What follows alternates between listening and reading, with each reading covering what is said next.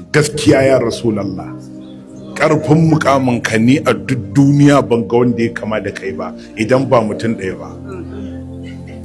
Yau mutum ɗaya ne, wane ne ya kama da annabi? Ce a wallahi kwarai ko akwai mutum ɗaya wanda duk na duba shi kaɗai ne ya kama da wannan annabin naku. Ce to wane ne? Ya ce kai ne kai kama da kanka. Ko ba ka? Aka to wannan wani irin yabo ne, sai ce fa hal tulfili ahmad min sunya, zaka yi samu na biyun san an ce ka samu? A ina zaka samu azharar launi, a da'aja, anjala, ashkala, a hadabal ashfari, a bulaja, a zajja, a kana, mutawwarar wajihi, wasi aljar, ko ɗaya ma ka samu duk filin duniyan nan gaba ɗaya? Shine duk wayannan zantuka da kake jin ana yi, wallahi tallahi malam sai an tashi alƙiyama mutane za su dinga rusa ihu suna kuka sun je an damfare su a duniya.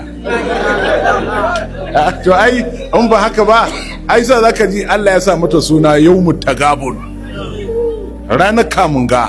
Rana ce wacce waɗansu za su je suna tunanin lada ma ya musu yawa, amma billahi lazi da an kira sunansu sun tsaya sai su ga zero ne kawai, ba komai. Billahi lazi ko ɗigo ɗaya ba su da shi yagon Allah. To ina kayan da muka zo da su ba mu san su ba, mu gan su ba wallahi. Kar ka je lahira baka tafi da guzuri ba, kullum sai na faɗi wannan. In ka ga za ka tafi lahira doguwar tafiya, ɗauki guzuri. Ko Saudiya za ka tafi, nan tafiyar da an kaje ma sabil ma a baka, amma ba ka tafi ba guzuri ba, ko ba haka ba? Sai da guzuri.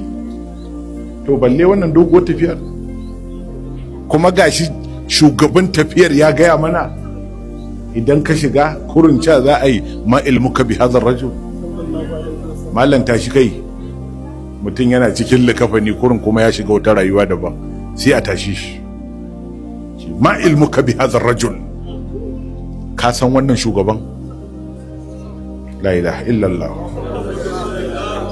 Kada ka sake ka tafi baka tafi da wannan ansan ba.